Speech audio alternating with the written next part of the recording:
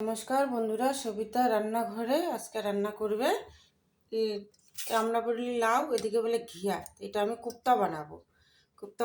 আগে কদ্দু গাছ করে নেব, তারপরে দেখাবো কোপ্তা কেমন করে বানাচ্ছি। কদ্দু গাছ হয়ে গেছে, এখন এটা চিপায় চিপায় জলটা বার করব। জল দেখছো কত জল বেরাচ্ছে।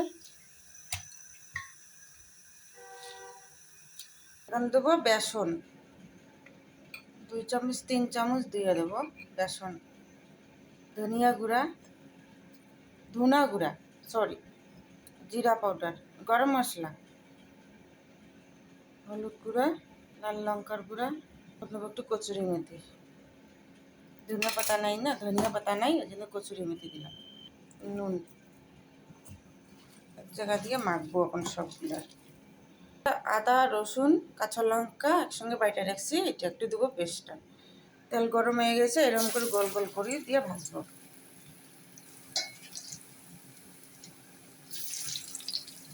লাউর কোপ্তার মশলা এখানে হচ্ছে পেঁয়াজ, কাঁচা লঙ্কা, রসুন, আদা, টমাটো, কয়েকটা কাজু বাদাম সব একসঙ্গে বাইটে নেব।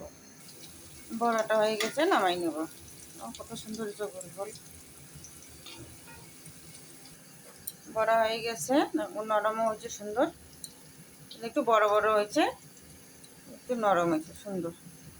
এই তেলের মধ্যে মশলাটা করব। এখানে জিরা, গোটা জিরা আর তেজপাতা, মশলাটা দিয়ে দেবো।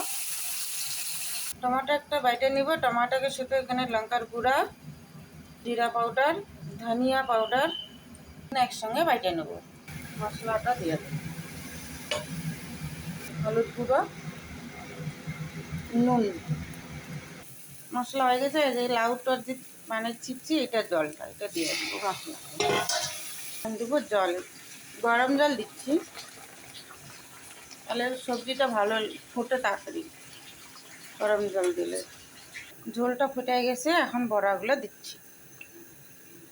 সবজি হয়ে গেছে, একটু ঘি দিলাম, দেশি ঘি, গরম মশলা, ধনিয়া পাতা শেষ হয়েছে দেখি একটু কচুরি মেথি উপরে দেবো। সবজি হয়ে গেছে, গ্যাস বন্ধ করে দিছি, এখন টিফিনেতে ভরবো। সবজিটা নামাই নিয়েছি, কালারটা দেখো কি সুন্দর হয়েছে, বড়াগুলো ঠিক আছে। লাউর কোপ্তা কেমন লাগলো? লাইক করো, ফলো করো, বাই বাই।